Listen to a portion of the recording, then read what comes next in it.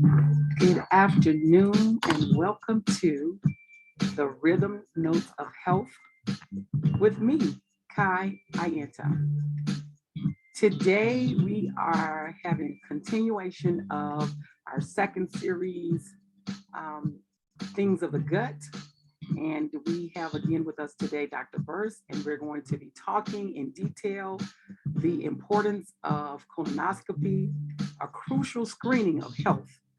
And without further ado, I'm not going to waste a lot of time going on. I just want us to talk about this colonoscopy, the importance of it, why we should have it, and what we're trying to detect. So, without further ado, I'm going to bring in Dr. Burse.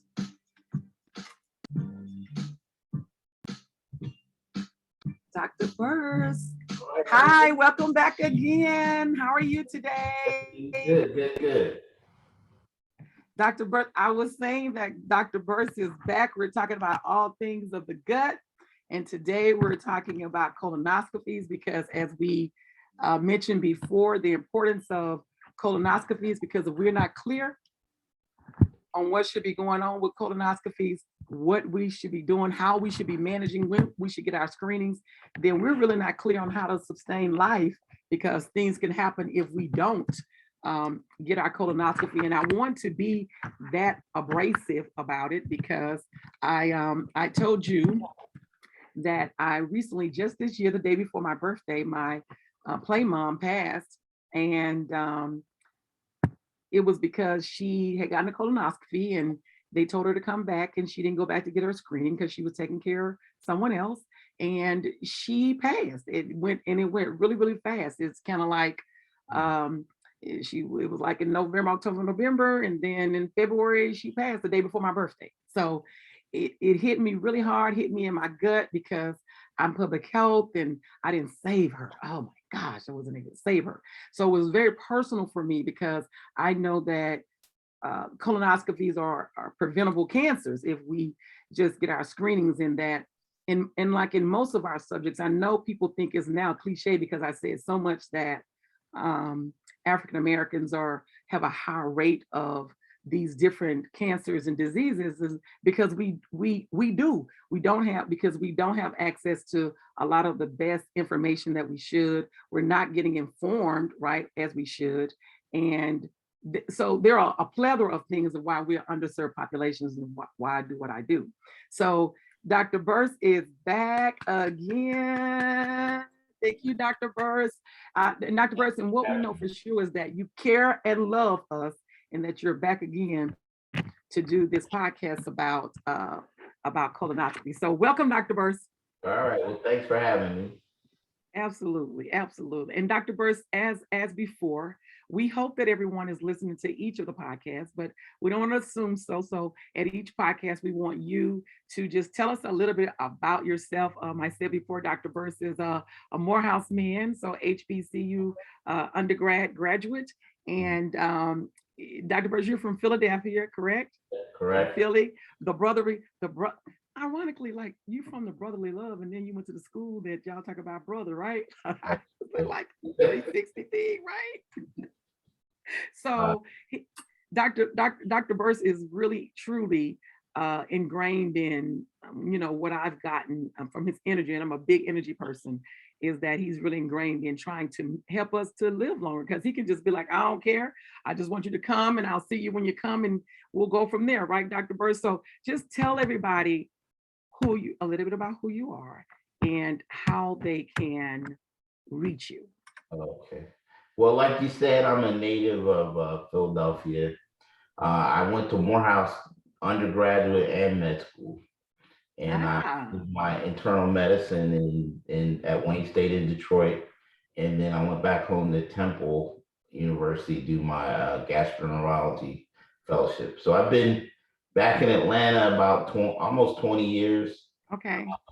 My practice is called MedCura Health Mhm. Consultative Gastroenterology, and the office number is 404-881-8800. Okay. So now we know. So his office number is 404-881-8800, right, Dr. Burse? And you know, I said before, I like all those eight because my birthday is February 8th. So I absolutely love all those eight. So Dr. Burse, so we talked about acid reflux, right? Before when we were on. And I woke up the next after the podcast, I woke up the next morning. I was like, oh, I should have asked him this.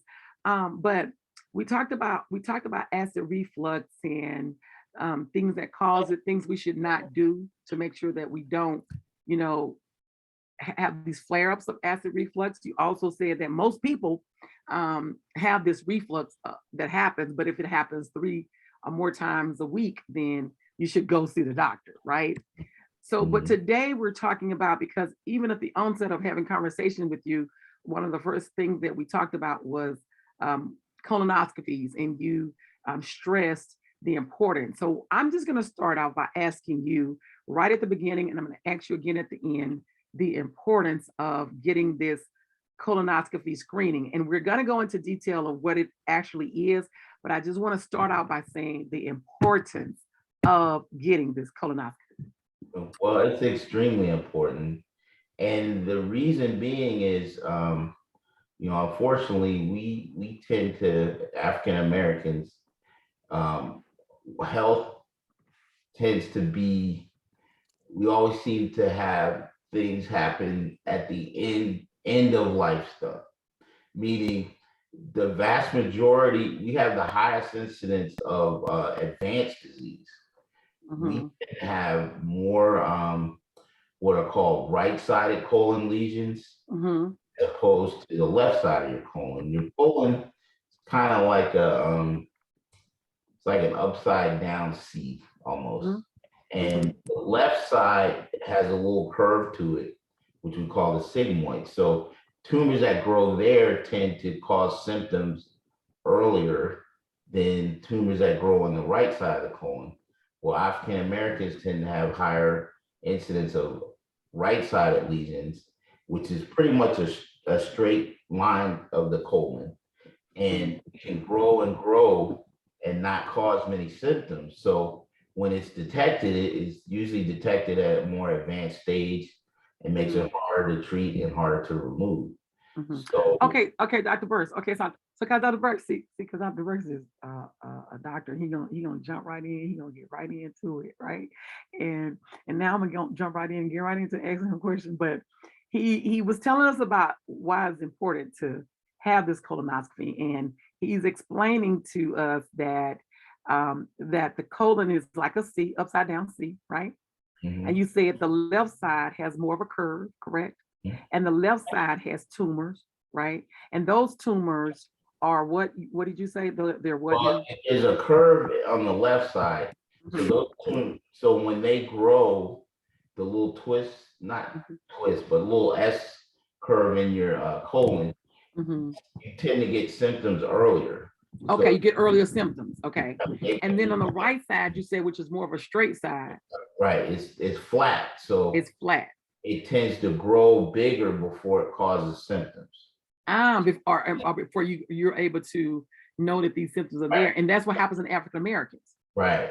And I mean, unfortunately, colon cancer can be very asymptomatic. That's why we check for blood in your stool.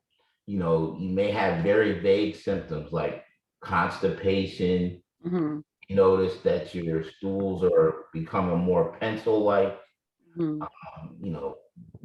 Non-specific symptoms like nausea and vomiting can occur, but it can really be pretty silent as far as symptoms.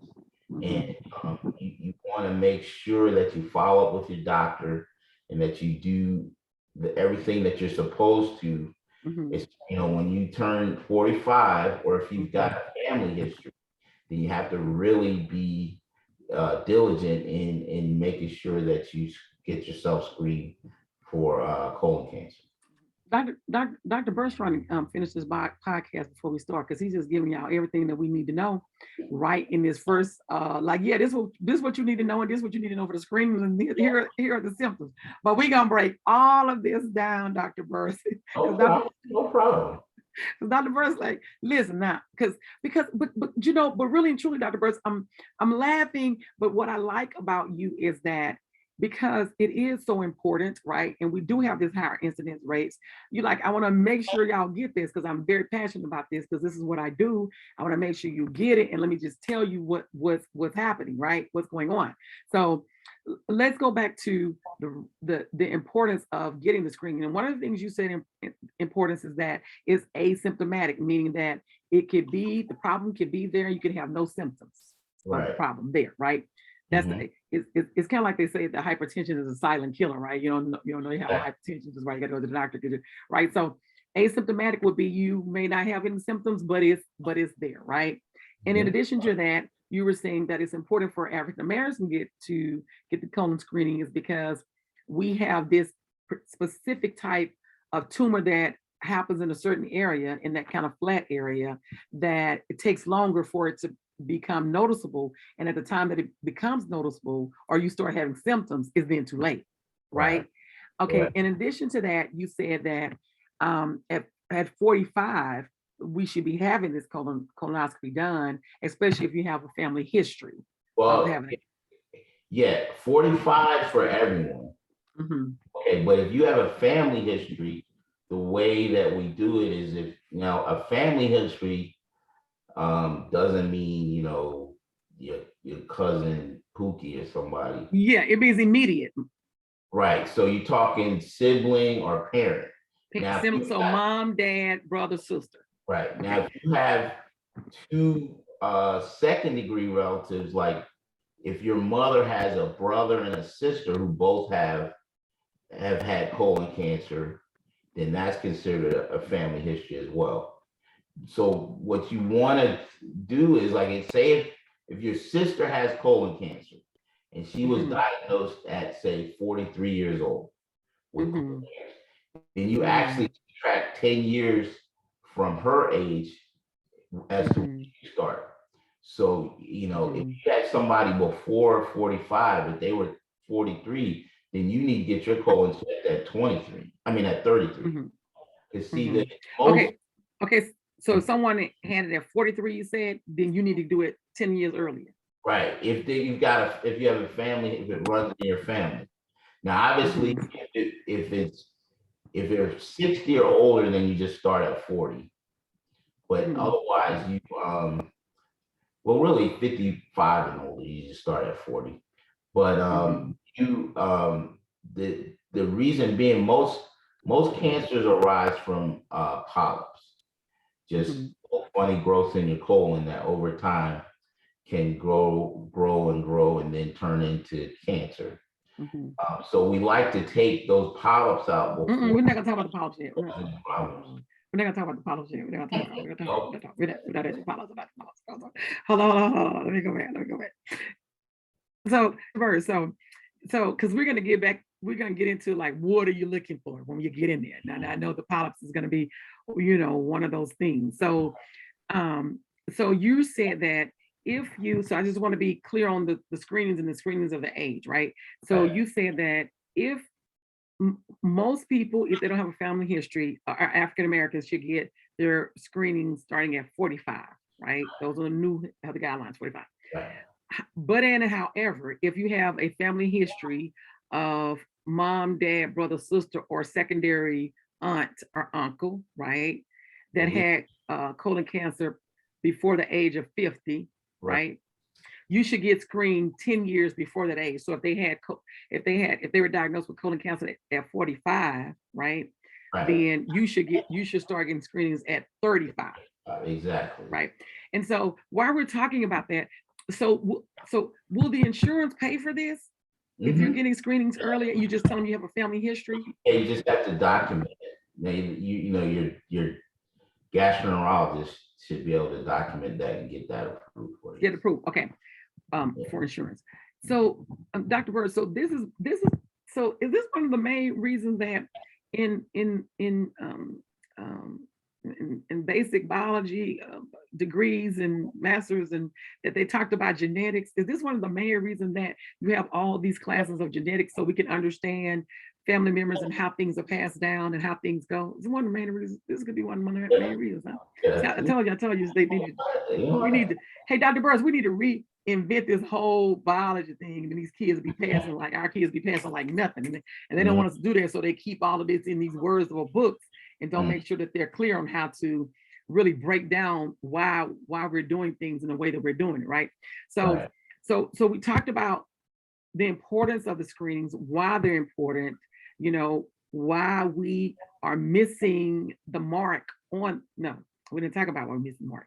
We just talked about the importance of the screening. So what I want to talk about right now is, before we go into the details, is why are we missing the mark on this? I mean, I know we underserved population, you know, all these things, but I want you to tell me, because I told you that I do this because I'm doing it for Afro descendants, although there are people who don't listen to it who are not Afro descendants, but this is for Afro descendants, right? And so I want you to really tell me what you told me the other day, right, on the podcast, because I got something to say out of it. Okay. Well, it's a lot of things that go into it. One is just education. A lot of us just not being told why we need to do this colon screening. And some of it's miseducation of the doctors. Some doctors just don't necessarily stay up to date on the different recommendations. Because some people are still doing 50 and it's 45. And for the longest, you know, it used to be just African Americans were at 45, 50, but now everybody's 45. So, I'm dropping pins. That's okay. Everybody's 45. And so earlier you said that let me just earlier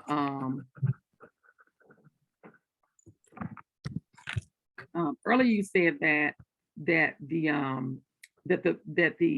when we were talking before, you were saying that the doctors were saying that some of them are not telling us the information that we need, right?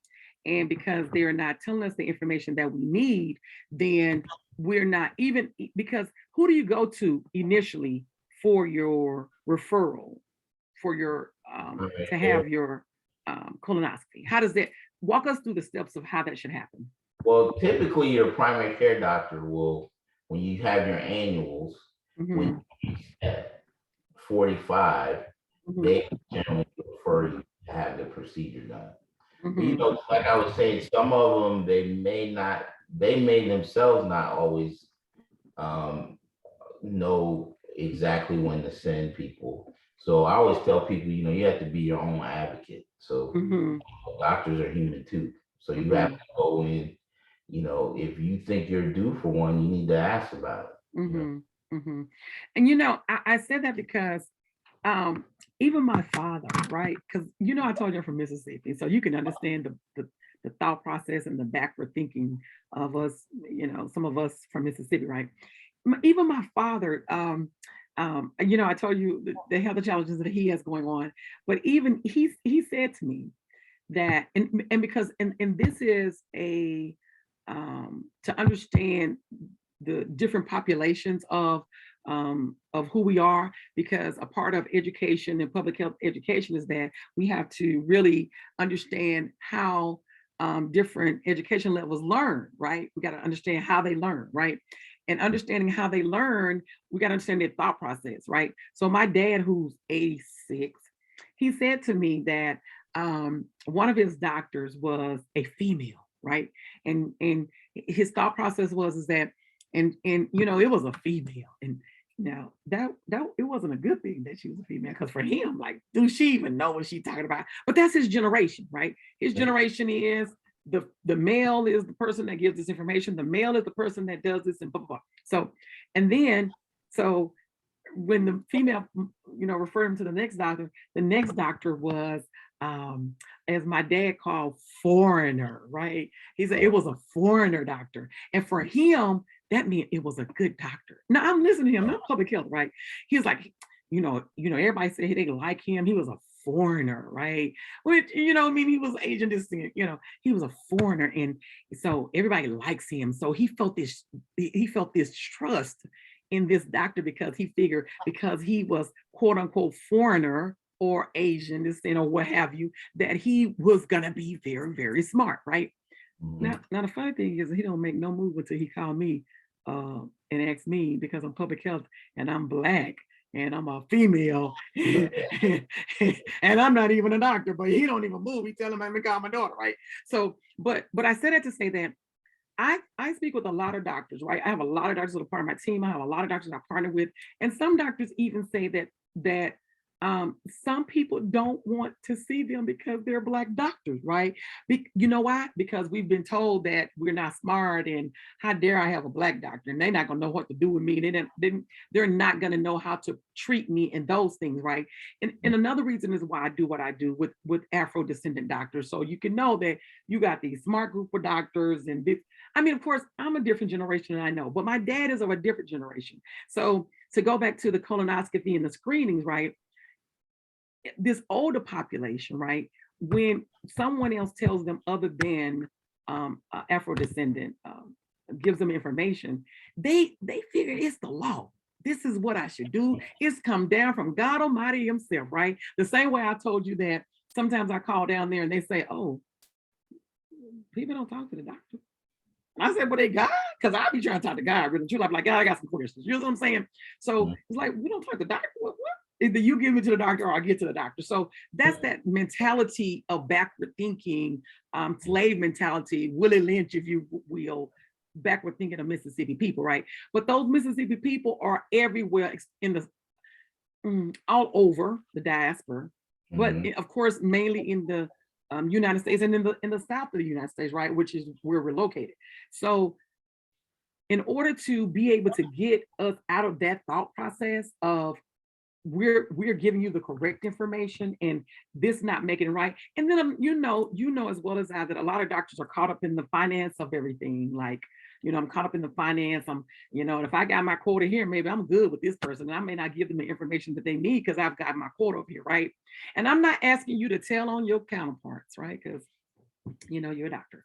But what I do want is for you to be able to be open for us to understand what it is that we need, right? What it is that we need to get. And we're not saying if you have a doctor that's other than an Afro descendant to leave the doctor. That's not what we're saying. We're saying to educate yourself about your subject matter, about yourself, so that when you do, whomever, whichever doctor that you go to, you're able to ask questions and or help them manage your health. Correct, Dr. Burse? You're absolutely correct. I mean, like I said, the main thing is you have to be your own advocate. So there are times that you may come across a doctor who you like, who may not be well informed about certain areas. That doesn't mean that they don't know their specialty. Correct. But could not be, you know, abreast on the latest in a different specialty. So it never hurts to listen. And you know, my thing is, you know, wherever you get it, as long as you get it. That's right. That's right. That's right. That's a good question. But ask questions. Clearly, in the African American community, I think one of the biggest problems is just education. If we tend not to get as much information as others, and some of that's by design, some of that is, you know, doctors are busy too, but you know, sometimes people just don't take the time to really talk to people. And, so I'm gonna ask you that one more time, Dr. Burse, because now what you just said then is going to be the highlight for me for this show. And what is one of the main what did you just say? What is one of the main things with African American people is we don't do what? What do we don't do? education. We don't take education. And you know, and we actually, this was years ago, but when I was in training, we had done a study for a screening. And we found that we put the information out there in the clinic, and then we gave the information to the residents in training. We still found that between the patient's not reading what's on the boards around them, and the residents not reading on the boards around them, the number of screenings were still the same. So the thing is, we got you got to take the time to learn about your own health and learn what you need to do to stay healthy. Absolutely. That I couldn't have said that better. That's why I wanted you to say it again, because this is why I'm public health educator and I do what I do because I need you to just empower yourselves by educating yourselves about your health and things and I'm not saying, and we're not saying, and the doctor's on here and he's not saying go in and saying I know everything, right? I normally go in and I really people know I have no knowledge of anything because I just want to know what they know on the basis, right? Now if they start just shooting off the hip with me, because that person, that's one of my biggest pet peeves. I hate for people to shoot off the hip with me, and not just in medical, but in all things, because I'm a scientist, right? So I'm a fact-based person. So don't shoot off the hip. Shoot off the hip is not fact-based, right? Don't shoot off the hip with me. So if I'm talking to a doctor, like I was telling you before we started the show, I just feel like she was shooting off the hip with me. Like that don't make no sense. But I left it alone because I knew I was doing a show with you today. I was like, no worries, I'm doing a show with Dr. Burse, and I'll get the answer for him. But but what I'm always cognizant of is that if they're doing me like this and I have this knowledge, right? How are they doing the layman person? And that's why we get into the show. So Dr. Burse, let's talk about this. So you go in for this screening, right? Or you go in for the consult, right? And which I did today because it's time for me to have my colonoscopy. You go in for a consult, right? For your screenings, and we know that you should start at 45. What happens in the consult? Well, typically the consult is just like just a routine exam. You take it, the doctor will take a history, make sure there's no health issues that would be a concern during the procedure, and and a physical exam, and then you'll go over how the procedure is done, and what the requirements are. And then it usually doesn't take more than 20 minutes, and then you get scheduled, and then you come in for the procedure. And so in before we get into this whole colonoscopy thing and what you're looking for, what is this prep that they do? Because we talked about before also that in this whole prep thing, that way back probably 4 or 5 years ago, it was a whole bunch of drinking a whole bunch of stuff and a whole bunch of fasting, and then now because of science, you guys have found a not so Lower volumes. right. So tell us about the prep that you do for this colonoscopy. Because what we wanted also, what I found, Dr. Burse, is that 80% of anxiety comes from the unknown, right? Because you don't know what's going to happen. You don't know what you have to do. So one of my goals also of this colonoscopy is so everyone can be clear on what it is that they're having to do and take the fear out of it, because now they know, right? So we know that you first need to, at 45, you need to let your doctor know, I need to go to the gastroenterologist or the GI doctor to get this colonoscopy, right? And then when you come to the GI doctor or the gastroenterologist, then you first going to do this consult in which you're going to talk about the history. It's like an exam, and then it's going to take about 20 minutes. And then you're going to make an appointment to get the colonoscopy, and they're going to tell you about this prep, which Dr. Burse is going to tell us. He's going to tell us to get this prep, in which they're going to call into your pharmacy to get, correct? So tell us what the prep is and the importance of having that prep. Okay. Well, the main there's two big, I say, things that people are very anxious about. One is obviously the procedure itself. You're sticking things where they're not really supposed to go. So people are a little apprehensive about that. Prep is another big one because people have stories about it. Most, I would say, usually the prep is probably the worst part of the procedure. And Dr. Burse, we don't like to use words like worse because that's going to automatically make people say, I can't do it. So we're not going to say worse. do it. You can. We're going to say the most challenging part No, of the I like to be honest with people. But Dr. Burse, they're not going to, Dr. Burse, They want to do it. They can trust me. They're going to do it. The biggest problem is the prep. Typically, the one you're describing is the big jug where you have to drink the whole thing. And it doesn't taste, doesn't taste well. But they, Dr. Burse not having that situation, but y'all gotta still get this. Dr. Burse is being honest with y'all, but y'all still gotta get this freaking colonoscopy done. Because y'all out here taking shots and it don't feel good. Right, Dr. Burse? One thing I'm an honest person. Nobody knows that I lie to me. But Dr. Burse, but they out here taking shots, right? It don't taste good and it don't feel good, but they taking it. And they saying 1, 2, 3, and they taking something behind it. So with that being said, go ahead, Dr. Burse. Tell us about this prep. There are a lot of preps now that are probably about 32 ounces that you can. They're like 2 little 8-ounce bottles that you mix with another 8 ounces of either like Gatorade, whatever, ginger ale, things like that. The volume is less, but it helps you to clean yourself out. The reason we need you clean is because if you don't move your bowels, then it's just like looking in a cave, with no light. You can't see anything, and the last thing you want is to have to come and do it over. Okay, so Dr. Burse, you said that the prep. Say the prep again. What? Because you said that the big jugs is not what we're doing anymore, right? Well, it only depends on your insurance. Now, some insurances don't cover the other ones, and some other ones. Some insurance don't cover the ones that's not as worse. Right. What? Oh, because they're less inexpensive. Or they got some deal with the pharmacy company. That part right there, authority. So, hey, people, everybody is listening. Hey, people, we got the GI doctor on here. Which one is the best one to get? Hey, Dr. Burse, which one would you have? Well, there are a bunch of the smaller ones, like prep.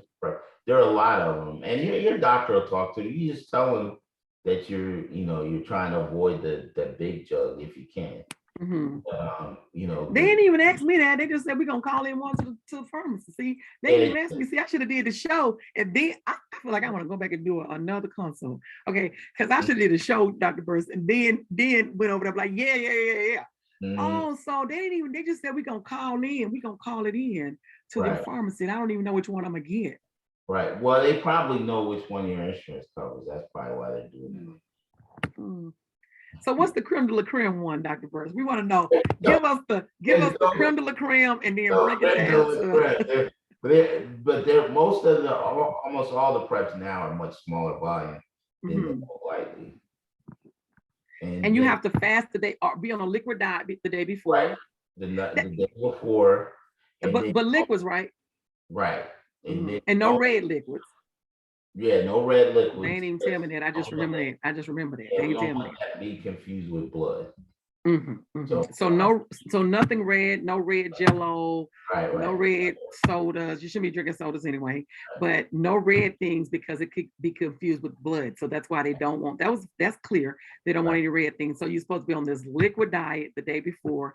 And listen, even today, because I like to tell how I feel, because I know if I'm feeling these things with my knowledge that layman people are definitely feeling these things. So the moment that the lady said, the day before you liquid diet, in my mind, I thought, oh, I can't eat. Like really, truly, I had to talk myself off the ledge and like, let your digestive system rest for 12 hours. You know what I mean? Like I was saying, oh, I can't eat for 12 hours. That's literally what I was thinking. So if I was thinking that, most people are thinking that like, oh, I'm going to die. I can't eat. You know what I mean? But we're really letting our digestive system clean out and rest, right? It's probably the only rest that some of us is going to give us, because most of us are not fasting. So probably the only rest that we're going to get is to take this liquid diet. And then after 12 hours, then we start with this drinking this liquid, correct?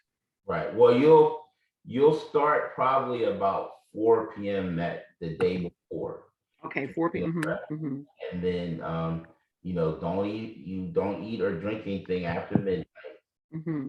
And you will if you take medicines in the morning, yeah, Mm-hmm.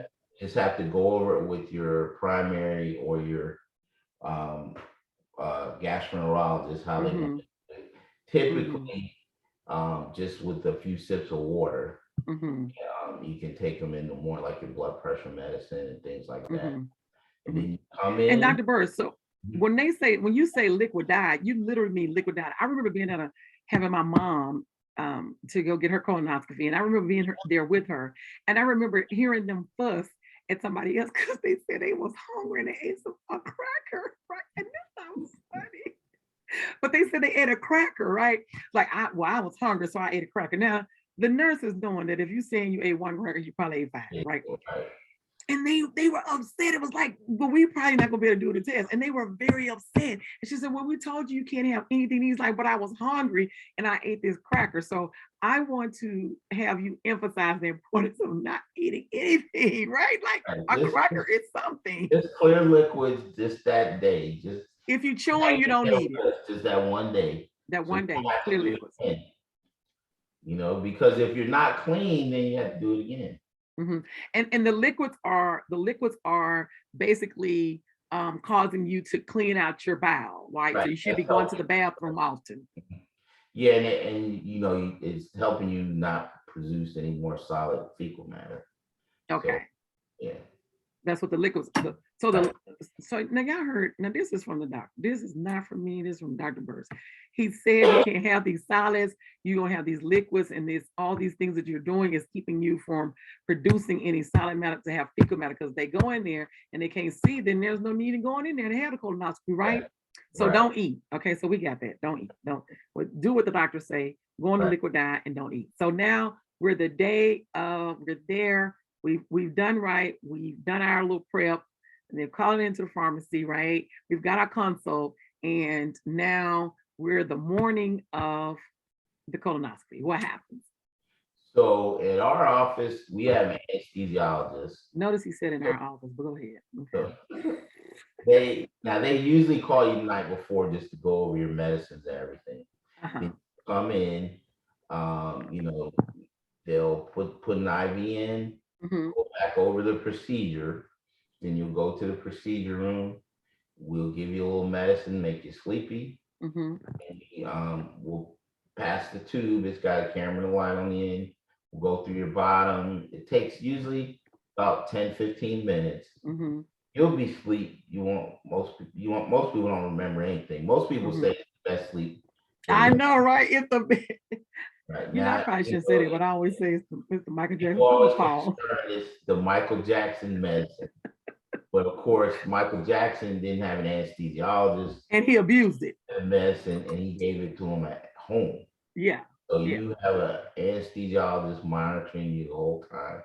And then, they give just enough to make you comfortable and sleepy. Then you come out and another nurse will watch you in recovery. And you see the whole thing probably takes about an hour, maybe. Just to check in, get ready, have the procedure and recovery, and then discharge. Okay. So when you go in to do the procedure, you said there's a small tube, and the tube goes in your rectum. He didn't say that, but he said he honest. So let's just be honest about the show. The tube goes in your rectum, right? Because you're trying to get to the colon, which is positioned in the way that's the best entryway to go to, right? So the tube goes in your rectum, and there's a little light on there, right? Right. And you guys are looking at a computer screen, right? Right. Taking pictures as you go. So you kind of like going on a little field trip, and going up there and looking to see how you started the small intestine, the large intestines. Right. We just look at the large intestine because typically most polyps, the majority of polyps are found in the large intestine. And then your food digestion, right? And your food digestion, the large intestine is the last intestine that your food goes to before it's excreted out, correct? Right. Okay. All right. Yeah. By the time it gets to your large intestine, it's pretty much stool. It's stool at that point. Okay. Okay, so you go to the large intestines, and what are you looking for? So are you looking for everything with everybody? What are the basics, I should say, that you're looking for? Well, the main thing we're looking for are polyps, little funny Mhm. growths in your colon that can sometimes lead to cancer. So if we see anything like that, we can remove it either with a biopsy or you can pinch it off, Mhm. or you can lasso it and burn it off. Mhm. Those are typically, So the lasso is burn it off. yeah, it's called electrocautery. Mhm. You snare it and then Mhm. you burn the base of it or the stalk of it So to it won't grow back. right. Mhm. And so are all polyps precancerous? No, most polyps aren't cancerous, but So are they precancerous? well, if left in long, Untreated. they can become, Mhm. yeah. The difference in talking to well, I mean, I ain't gonna say that, but the difference in talking to knowledgeable people, the doctor, and people who are not knowledgeable, and I'm not gonna call names, but is that you like you just said that they can become cancerous if left untreated, but you as a doctor wouldn't say, well, you had this precancerous polyp, right? Would that be your verbiage if you saw a polyp? What would be your verbiage? I saw a polyp. What would you say? Well, I won't know until the Right. If path. you're in the you're in there So we just and you say, remove. it just, it doesn't, most polyps are pretty small. So Mhm. typically you say, it doesn't look like anything suspicious. Okay. Okay. Sometimes you will come across, growths in the colon, which look more suspicious for cancer. And that's not a polyp. Right, Okay. right. Okay. Or it could have been a polyp that turned into cancer. A polyp that oh, because it was untreated, right? Right. Okay. So you go in and you see and you're looking around and you're looking for polyps, right? What Mhm. else are you looking for? Changes in the colon, like if it's inflamed, what we Mhm. call colitis. Mhm. You can look for what are little pockets in the colon called diverticuli, Mhm. hemorrhoids. Uh, those are pretty much the main things. Depending on patients who have other like medical problems, you can look for little funny blood vessels that we Mhm. call AVMs, things like that.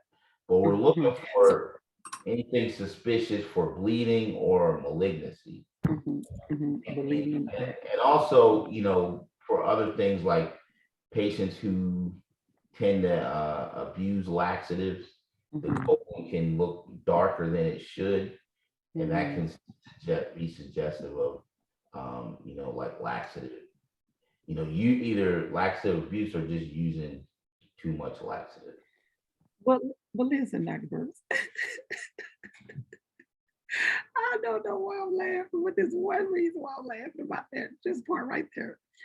Afro descendants. Now, wait, Dr. Burns, do you find that Afro descendants have this laxative abuse? Do we have that in our population, or is Well, this not out there? everybody, there are people that tend to, there's a big misconception that you have to move your bowels every day. Mhm. And Ooh. what people don't people probably never pay attention, but when you fly out of town, you may not, if you're it's a weekend, you may only go to the bathroom once or not even go while you're out of town. Mhm. You know, your body just has that rhythm that it typically has. Like You're not some at home. some Your people like mind. to the bathroom every morning. They get up and go to the bathroom. Mhm. But Mhm. some people, it may be every 2 days. Mhm. So once you get out past every 3 days, then that's a Every concern. 3 days. Okay. Be So, something. so a couple things, Dr. Burse, because Dr. Burse, this is now I know the people that listen to podcasts are gonna say I always say this is so good, but it really is. This is so good, and I always say this is so good because I'm learning a lot myself, right? So, a few things that you said. So I'm gonna go back to the diverticulitis, right? But when you said there's a misconception in how often you should be having a bowel movement, right? I Mhm. am one of those person, and because we know that our mind controls all things, right? Whenever I'm traveling, right, I make sure that I'm eating. At home, I try and eat an apple every day, right? But Mhm. when I'm traveling, I make sure that I'm eating an apple, make sure that I'm eating fiber because I am that person. If I'm on vacation, I'm not going to use the bathroom. And it's my psyche. It's my entire psyche that I don't have the comfortability of my home. It's not my bathroom. I just, my child is different. We could be on the road traveling. She can go to the bathroom. I'm like, you're using the bathroom here? She's like, Mom, I had to. She probably gonna kill me for this, but she don't have that thought process, and I'm trying to give her this thought process that you don't use the bathroom everywhere, right? But because our mind do control this whole thing of, so because I know that about myself whenever I'm traveling, right?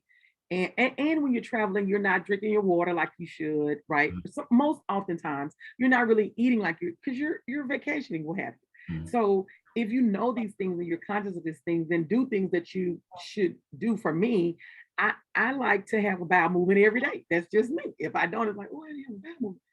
So, but like you said, that's a misconception. And briefly, I want to just ask you. So, how often? I think you just said it.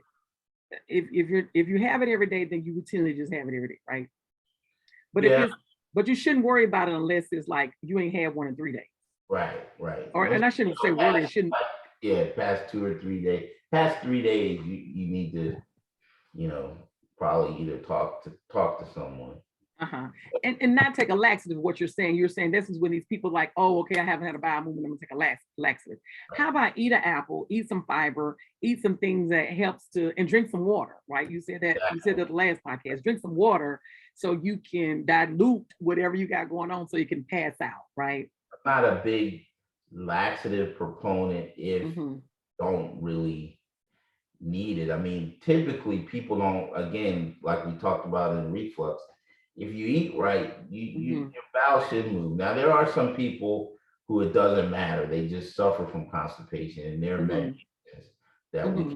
for that. But some people get caught up in these enemas, Mm-hmm. things like that. But Yeah, Dr. Burke, I don't seem to even know these type people unless they're just keeping it a secret. I remember been in college, one of my college friends, she was she took laxative, and that's when I first understood laxatives to be something that people use to lose weight. Right before that, I didn't know. I didn't really understand it. I still don't understand. Like, I don't know why you want to take these laxatives to keep going to the bathroom. That's not fun, right? But people use it as a way to lose weight. So there's many reasons that people use it, but you hear from the doctor, you really should not be using laxative. And really, truly, people in my house, because of me, they don't use laxative. I'll say eat an apple, eat an apple, eat some apple. Like it's fiber in it, it'll help you, and you need the whole of the apple. So eat right. an apple with the whole, right? Because I have people say they don't like the whole of the apple. Well, find an apple that has a thin whole, like I do, like the Gala or the Fuji, right? Mm, And I'm not getting money to tell you about the Gala or the Fuji, but I'm just telling you. So let me go back to the diverticulitis, right? mm, So my dad, he loves nuts, right? And so I mhm, think I inherited it because I love nuts. I like because the crunchiness soothes me, but I buy nuts with no salt, right? mhm, So I buy raw nuts, right, with no salt. But mhm. I'm conscious of eating these nuts because my dad ha- will have this diverticulitis because he's not eating enough fiber, and these nuts need something to help it pass through. Correct? Well, the studies now, they don't, you know, the whole nut theory is kind of not is losing favor.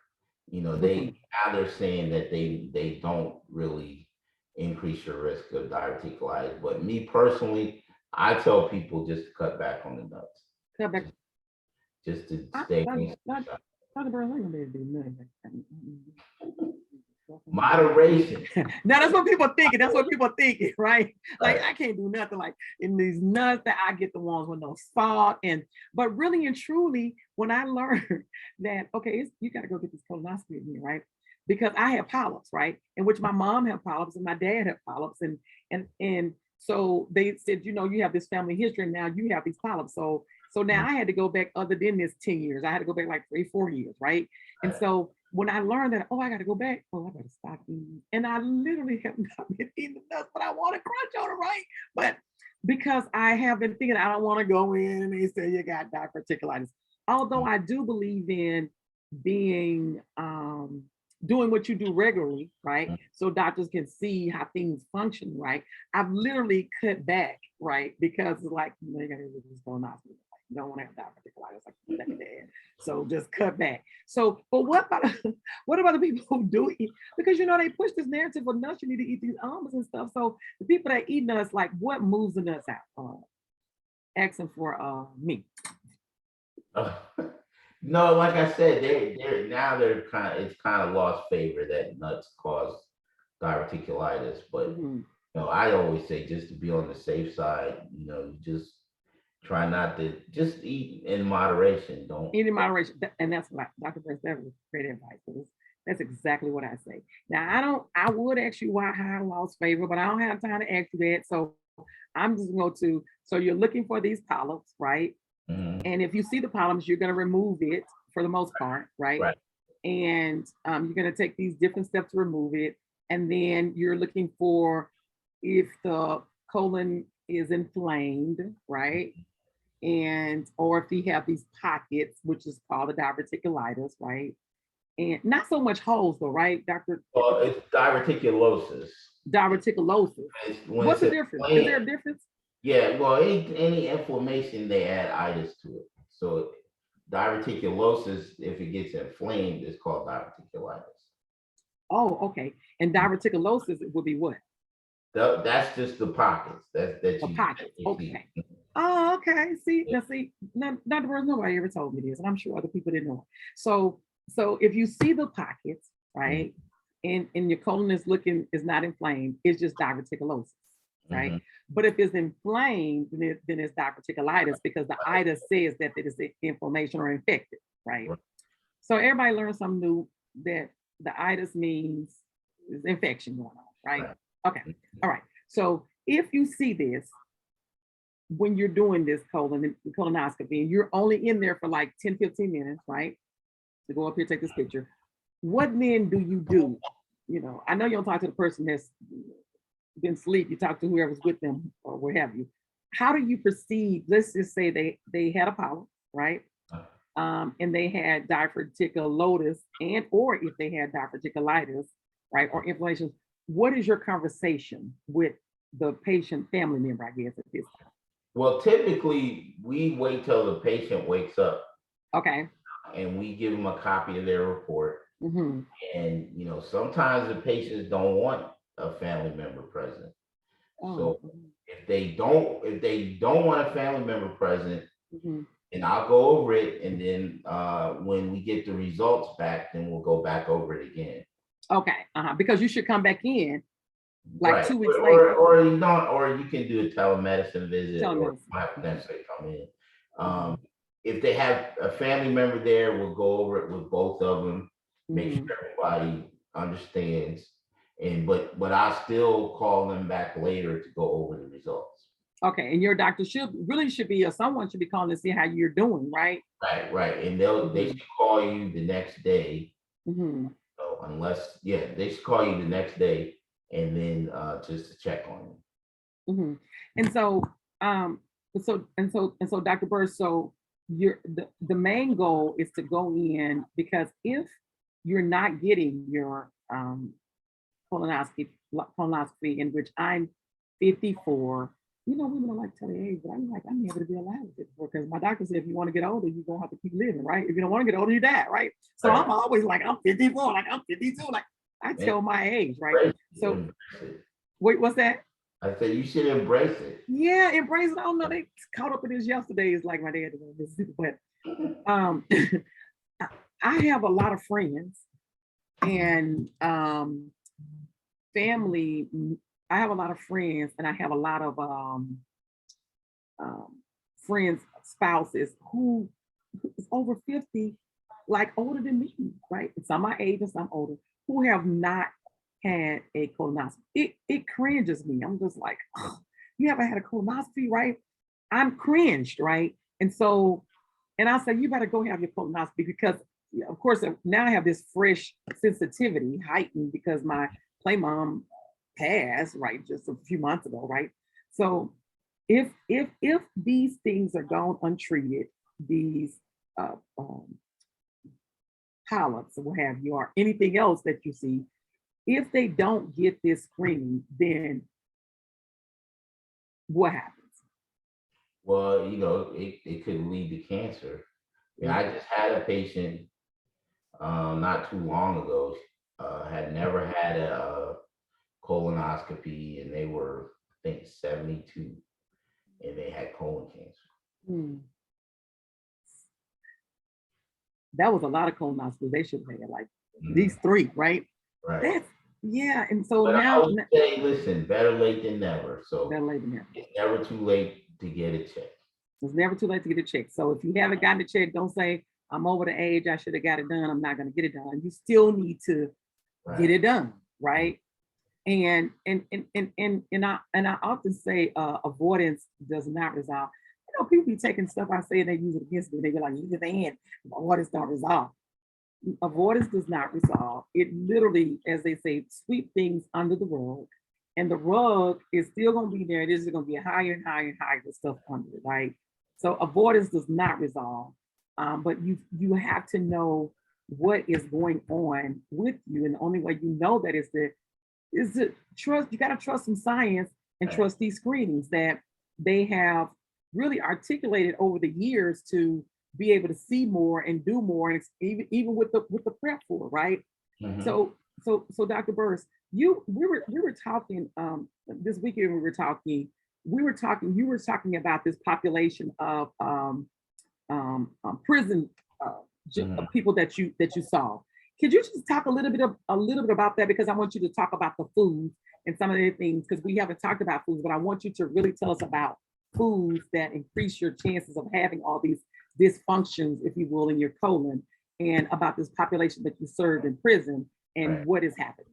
Yeah. Well, as I mentioned on the previous podcast, I do see prisoners, and I've Mhm, noticed that that there is definitely colon cancer, mhm, and I think it's related to the processed meats.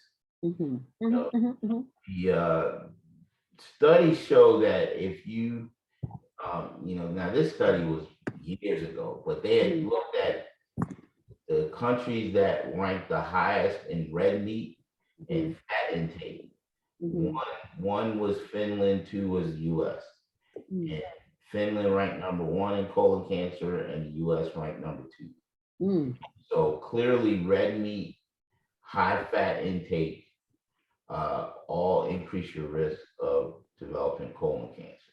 Red meat and high fat intake, in which some people figure they crave that red meat because their iron is low and they need to get some iron, right? And instead they increase their red meat intake. Now I am I get on my husband's nerve because I monitor his, because I necessarily don't eat beef in those things. I like probably every green moon. My daughter said whenever I want some steroids to my allergies, I'll eat a hamburger, because other than that, I don't. So that's every green moon, right? But I'm always on my husband about, have a hamburger over there? But then you have some red meat, because I want him to be conscious of that you do have these higher incidents. But he always reminds me, he goes to the hospital to go to the doctor. They say his heart's like a 17-year-old. I'm the one stressed I out. still So say, moderation. The thing yeah. is, you want to try to cut back on the red meat. Hmm. You want a high fiber, low fat diet. Hmm. So the better. Obviously, alcohol, cigarettes, sedentary lifestyle, all those Hmm. increased risk factors for colon cancer. Alcohol and what do you say? Smoking and Hmm. sedentary lifestyle. Hmm. Sedentary lifestyle, not moving. Right. Hmm. So exercise more, eat healthy, drink more water. And do you know why the alcohol increase? Because really and truly alcohol increases all cancers, really, not just colon cancer, correct? I think it's just an association. They all are related. Not specifically exactly why particularly, but just the studies they found that people who drink tend to have increase. But they don't Hmm. really Hmm. they don't really And see it. There's a and direct. that become a pastime favorites of Americans because of the taxing of it, and it's all money. And then it's like, well, yeah, we done got all this money, but we're gonna tell y'all gonna die. So then if now if y'all die, we gonna need y'all here to spend the money. So it's a vicious cycle, right? So we gotta really understand that whole thought process of living here in America and how this whole thing works, right? We're gonna tell you to do it. We're gonna make it easy for you. But now we're gonna say, but if all y'all die, then the economy can't even keep going. So now we're gonna tell you that don't do this because it's gonna die. Even though we needed it before for the tariff, for the taxes, or the money. You know what I mean? Like, so look, I'm a low-key conspiracy, but me and Dr. Burse had it in common, low-key conspiracies. But really and truly, because when you're scientists, you fact-based, you can kind of put it all together, right? Mm-hmm. So it makes your work as a doctor hard, right? And so, Dr. Burse, so what can you tell us, like, percentage of your population that's the age group and the population, and who has a higher incidence from, I'm just talking about your particular population that you see, who have the higher incidence of cancer or not seeing, I know we said African Americans, but then I'm talking specific for gender, I'm talking about your population of people that you see in age. Well, typically, the longer you live, the increased risk of developing these cancers. So we don't generally see, it's uncommon seeing, cancers below 50. Mm-hmm. Now we do see them, but it's not as common as once you get past 50, everything is open. Yeah. Dr. Burse, you're gonna have to start saying going down. So get your life together. You're going down. After 50 is like, oh, down here for you. So, you better get it together. That's why 45, we try to do 45 so we can catch it before, catch it even earlier. Yeah. But when you get to 45, 50, that's when you start seeing the uptick in colon cancer. The uptick in colon cancer. So Dr. Burse, this show right here is so good. I am literally going to promote the show because I want people to understand these screenings, right? And I want them to get their colonoscopy, and I want them to be aware of a preventable cancer, right? Mm-hmm. Some cancers like the pancreatic cancer is like hard for people to see, and you know what I mean? Like, so it's like, oh, we don't know, right? But these cancers that's definitively, because people get all scared, it's like, well, you don't know if you got pancreatic cancer, right? But we're telling you that there are some cancers that still are deadly that we can take control of if we get these screenings, right? And colonoscopy is one of them.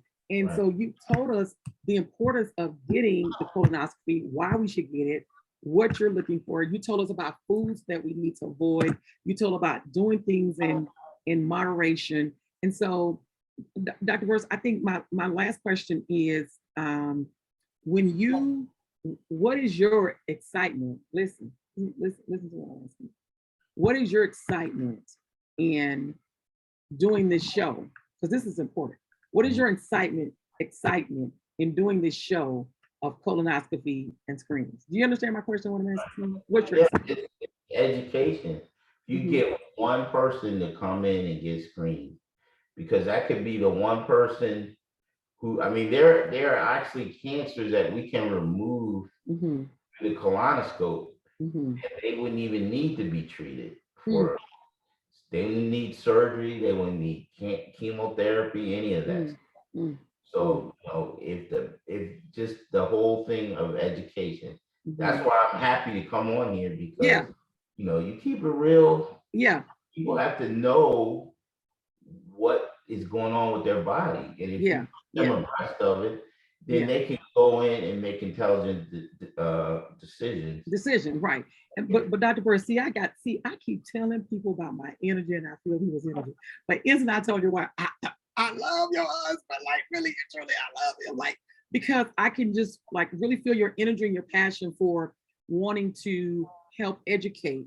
And so that's why I asked you about what is your excitement about this? Because for me, ever since most physicians are telling me, that we're trying to, get out of this COVID thing, like, what is it that they're concerned about? The things that they're concerned about is screenings, is that, you know, because colon cancer is high incident rates than before, and breast cancers and all those things. And there's there because we've so been involved in COVID that we now forgot about these average everyday screenings. We're coming on. I'm glad you mentioned that because we're seeing a lot of patients who missed their screenings, Mm-hmm.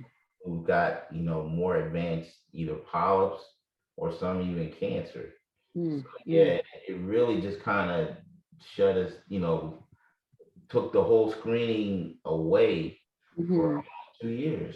Yeah, exactly. And that's what all the doctors have been telling me. So I literally have been doing just conversation after conversation after conversation about screenings. Like, what topic do you want to talk about? Screenings. Like, that is, I've been consistent, and I've literally like spoke like 7 different places, and I'm talking about one thing: screenings. You got to make sure that you understand them, and you got to make sure that you're getting them. But I want to go back to a question that I may have missed. So you get these colonoscopy if every 10 years if nothing's wrong? Right. Even if you have a family history? No, if you have a family history, it's every 5 years. Okay, regardless of if they see something or not. Right. So family history, 5 years. Colon cancer or colon polyps. Okay. So like when your daughter turns 45, she has to get her colon checked every 5 years. Every 5 years. It's a family history. Okay, so family history. Now the polyps, it depends on the number and the size. So they may want you to come back in 3 years. Mm-hmm. They may say, they may even have you come back in a year if they feel like there were a lot of polyps and they just want to make sure there weren't any other ones. Mm-hmm. But typically, colon polyps is every 3 to 5 years based 3 on to 5 years. The gastroenterologist thinks it's best. Mm-hmm. And that's so that you're having to go back and check and make sure which can happen to me, because look, my mama, because I be taking care of her, but now she wanted, because I'm still your mother. And I go, and I have my screening, and she's talking about, but I thought you just had a colonoscopy. I said, Mama, you gonna let the doctor do what the doctor. I didn't even want to go into the whole story, because she probably forgot. Mama had these polyps, and you got to go back. I didn't even want to go into all that, but she was like, but I thought you just got yours. But I did, right? But because I had the polyps, they said, you have to go back, and literally, for real, I literally forgot. But when I went to get my physical, right? Because my internist now has the information, the documentation, and the records and reports. And she said to me, it is time for you to go back for your screening because you have polyps. And had I not gotten that physical, I'm so into educating everybody else. They've been like, no, she done died because she was educating us, and now she done died because she didn't go. You know what I mean? So, but you have to partner with, it really takes a village with your health, right? It's like it takes a village to raise a kid, and education and all that. It really takes a village with your health, and it takes all of the doctors being involved and working together. I have a problem with one doctor bashes another doctor. I mean, in the way of saying that, oh, come to me, you should be going with them anyway. Like, I'm the doctor that does this, right? Because I feel like, we can all partner together to be a better individuals for the people, right? So right. I go to this doctor. For me, I get a physical, and I go to the GYN or I'm past the childbearing, so GYN or OBGYN, right? And so, because some women just go to the OBGYN, right? They don't get a physical. I get a physical, and I go to the OBGYN because your insurance is going to pay for both, right? Right. Preventive screenings they're paying for, because insurance companies know that it's cheaper to have you do these preventive screenings than to pay for cancer, right? So they pay for them. It's like, this is a part of your benefits. You get this, there's no cost. Or if so, it may be a minimum $5 or so to go get these screenings. So there's no reason for us not to get the screenings done. Now I love that Acid Reflux show, but I promise you, Dr. Burse, this colonoscopy show, because I think, because I know the importance of it, right? And I know that, we're dying at a higher incidence rate than we should because we're not getting screened and because we're fearful. And I think this particular show is going to take the fear out of it, right? So we can better control, and they can be like, well, now I was listening to that podcast and they said this, so, and they can ask a question, right? A question that they now understand that they can ask. And it's only because of you being the GI saying, hey, listen, this is what we need to know. This is, and you and then you're very modest, which I like about the doctors on the show, because you're saying you ain't got to come to me, just go to somebody, right? And just go, because remember I said I should have waited, I should have came to you, but I do that all the time. It doesn't matter, as long as you get what you need. Yeah, as long as you get what you need. So in closing, just as I did in the other show, Dr. Burse, what do you want to leave us? And I know we've gone over it, but what do you want to leave us in closing? Because I want to make sure I get everything for everybody to understand this colonoscopy, the crucial screening. That's why I call it the crucial screening of health, of your health. What do you want to say to us in closing? Well, if nothing else, call or go see your primary care physician. Sure you're up to date on your colon screen and see if you're due for your colon screen, because nobody cares about your health but you. That's right. That's right. That's right. And wait, one more time. What'd you say? Nobody what now, Dr. Nobody cares about your health but you. But you. So you got to take control of it. But it's, unfortunately, the people that love you, that they're the ones who need you the most. So you have to be there for them. And you got to take care of yourself too. Right. You may not always come across the doctor who, it may be a bad day, may be busy, but you have to be your own advocate. Your own advocate. That's very, very important. And if you listen to the Real Notes of Health podcast, then you are on to the first step of becoming your own advocate, because you're now educating yourself about what you need to know about your health. Dr. Burse, this has been so much fun. Hey, Dr. Burse, I already was looking today at some other shows that I need to do with you. So Dr. Burse will be back. Anytime. Thank you, Dr. Burse. Thank you. And remember that, doctor, I need you to give for me. You know that doctor we talked about. Okay. I need you to give me that doctor so I can bring that person on the show. Okay, no problem. Okay. And so thank you so much for the information. It was great information. My paper, I'm like really old school. I write things down.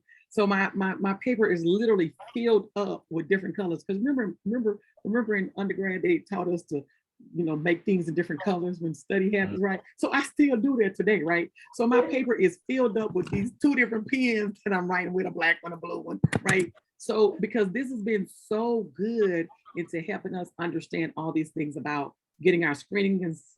And so I know after this podcast, if you haven't gotten your screenings, you're gonna be getting your screening. So thank you so much. Glad I could help. Dr. Burse, tell us one more time how to reach you and how to make an appointment if you're in the Atlanta area to see Dr. Burse. My office is at Emory Midtown. That's Medcura Health, consultative gastroenterology, 404-881-8800. 404-881-8800 for Dr. Burse. Thank you so much, Dr. Burse. You have a great evening, okay? All right, you too. Okay, bye-bye. Bye-bye. That was a good show about y'all better get these screenings done. Like that show was so good about these screenings that Dr. Burse is talking about, that we should have these screenings that we should have for our health. Oh my gosh. So I know that everybody should be getting their screenings. Oh boy, let me just talk about this, our soul note for today. It is, and if you follow me on my social media, then you already heard this, because it's Jennifer Holiday.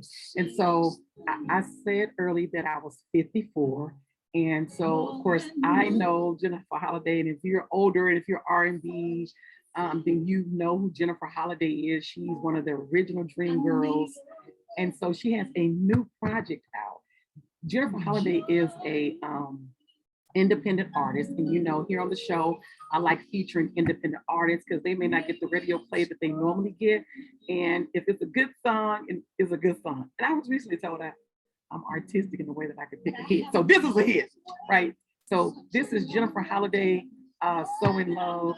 She is Jennifer Holliday's dream girl on social media. So Jennifer, Jennifer, Holiday is Holl, so Holliday. And her new project, her single that's out is called So in Love. I really like it. She's a soft-spoken lady, but when she sings, you hear this power in her voice. I'm like really so in love with this song. So I want you to go get the single, check it out. She's again Jennifer Holiday Dream Girl on social media. Check her out. Let her know you heard about her on the Rhythm Notes of Health, and have a little music to keep yourself together, keep your rhythm together, have some music, and let her know that Kayenta told you about it on the Rhythm Notes of Health podcast. So colonoscopy screenings, you already got the 411, the 911. I should say the 911 because it is crucial that you get these colonoscopy screenings. It is crucial that you go to the doctor so they are able to check these polyps out. The things that I want to say to you here in closing is remember that every person Afro-descendant should start getting their colonoscopy at 45 if there's no family history. If there's a family history, at whatever age that your family member had cancer, had colon cancer. So if they're 33, then you should start getting screened at 23. So Dr. Burse said that it should be 10 years earlier than the time that, after the time that they've got, I mean, before the time that they've gotten colon cancer. He also said that if you have a family history, you should be getting your colonoscopy every 5 years. If they find a polyp, you should be coming back between 3 to 5 years, but that your gastroenterologist or your GI doctor will tell you at which time you should come back.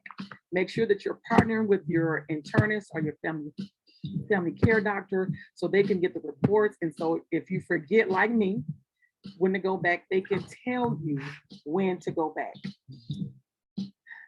Remember, we repeat what we don't repair, meaning that generational health cycle of, you know, my mom had this or my grandmother had this and that means that I'm okay that I should have it. No, we have science, we have screens that are out here that can help prevent this. So we repeat what we don't repair, right? So let's repair our mindset so that we can get colonoscopy sooner than we need to. Your race, where you live, should not determine whether you live. This is why I do the podcast. And when life moves fast and your mind does too, remember to breathe. It can help get you through. I am Kayenta, the soul of public health. I hope that you enjoyed the show. Until next time, bye. Good evening. Later.